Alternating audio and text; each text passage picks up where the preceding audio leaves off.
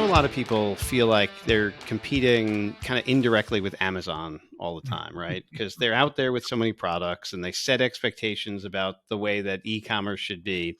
But it seems like, you're kind of in your market, you need to take it a lot more detail than what they're doing at Amazon, because you've got all of these different options, different finishes, different digital files people can upload. I mean, it's an order of degree more complicated than what I think that they're dealing with. Yeah, very. And that's really, I had friends of mine, they'd ask me what I'm doing, and each year I'd say working on our website. And they're like, how can it take that long?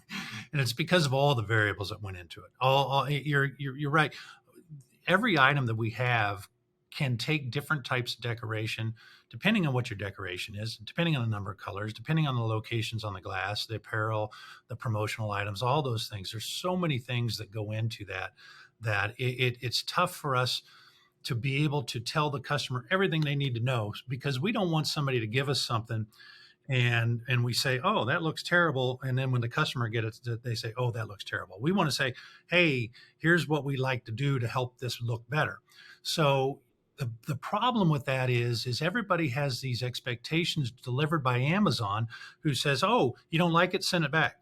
Well, you can't send back something that's custom. What am I going to Right, do with right. it? What Right. am I going to do with all these glasses that say, Yeah. They don't Honig's Brewery? say, Right. yeah. Yeah. And because they don't want me to sell them, right? Because they're not selling them. So it's something we battle with daily, is the expectations. And I love having high expectations. We have high expectations for ourselves, but trying to help the customer get exactly what they want without taking up too much of their time, because the other side of it is the customer doesn't want to talk to you.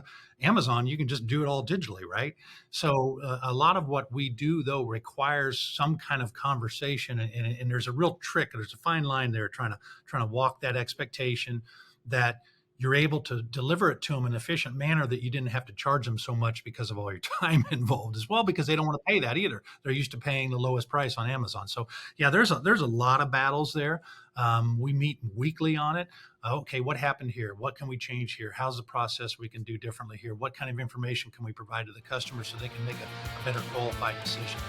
So, and it's a never. I think this is a really, really important point, Chris.